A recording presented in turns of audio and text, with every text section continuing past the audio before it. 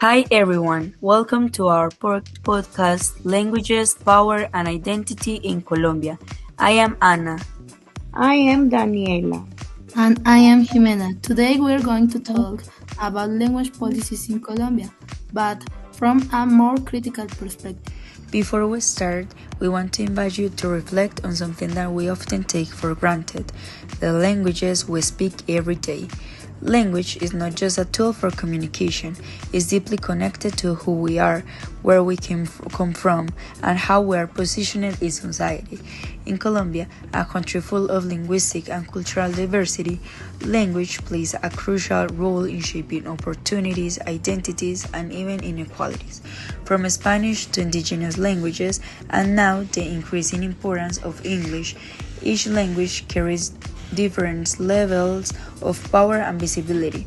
So, today we are going to explore how language policies, especially those related to English, are influencing education, social mobility, and cultural recognition in Colombia. Yeah, and we want to start with a simple but important question. Are language policies really creating opportunities or are they reinforcing inequality? So, I think we all agree that English has become super important in Colombia, especially in education. Yeah, it's everywhere. The schools, university, even job requirements. And it is usually presented as the key to success, right? Like if you learn English, you will have better opportunities.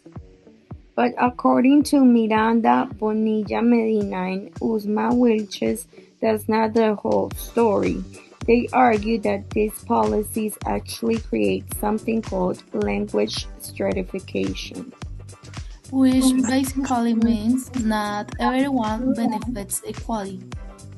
Exactly, like students from privileged backgrounds have more access to good English education, while others don't. And that's where idea of instrumentalization comes in. English becomes a tool for economic gain, not really a cultural or social practice. Yeah, it's like English turns into something you invest in, courses, certificates, exams. That reminds me of Pennycook 2021, who says that language is always political, it's not neutral. Right, so when a country prioritizes one language over others, it's also making a political decision about what and who matters. Okay, but what about the other languages in Colombia, especially indigenous languages? That's where things get complicated. Even though there are policies to protect them, they are often invisible in practice. Yeah, Miranda talks about this invisibility. English is highly visible and valued, but indigenous languages are marginalized. And that's a big issue because languages are not just in communication tools and carry identity, culture, and knowledge. Exactly, from a decolonial perspective, this reflects colonial powers structures that are still present today. Like privilege foreign languages over local ones. So basically, we end up with hierarchy English at the top, Spanish in the middle, and indigenous languages at the bottom. And the hierarchy can lead to language loss and even cultural loss. Which connects to Pennycook again because he talks about how global English can reproduce inequalities if we don't question it. So here's a tricky question. Should we stop prioritizing English? I don't think so. I mean, English does open doors. It is useful in a globalized world. Yeah, I agree. The problem is not English itself, but how it's positioned. Exactly, it becomes the only valid language for success. So maybe the real question is how can we include English without excluding other languages? That's where multilingualism comes in. Right, like what Miranda et al. Suggests, moving beyond a simple bilingual model. Instead of just English and Spanish, we should recognize the full linguistic diversity of Colombia.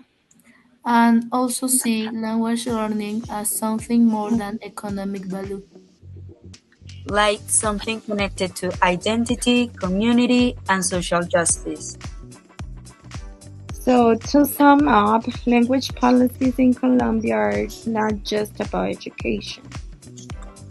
They're about power, inequality, and identity.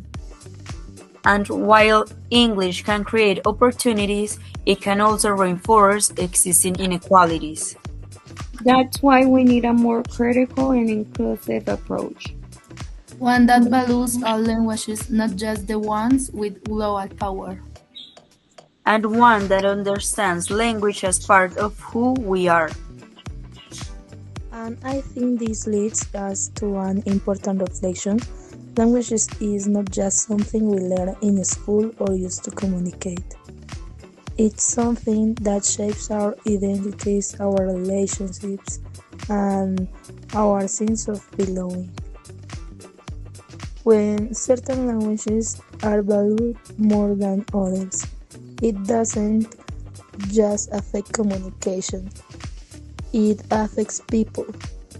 It can determine who is heard, who has access to opportunities, and whose knowledge is recognized. So, while English can definitely open doors in a globalized world, we also need to ask at what cost and for what? Because if language policies are not inclusive, they can unintentionally silence communities and contribute to the loss of linguistic and cultural diversity. And that is why it is so important to move toward a more critical and inclusive perspective, one that doesn't just promote English but also respects and values the many languages that exist in Colombia. In the end, recognizing linguistic diversity is not just an educational issue. It's a matter of social justice, identity, and also respect for different ways of knowing and being in the world. Thank you for listening. Follow us and listen more about education every Wednesday.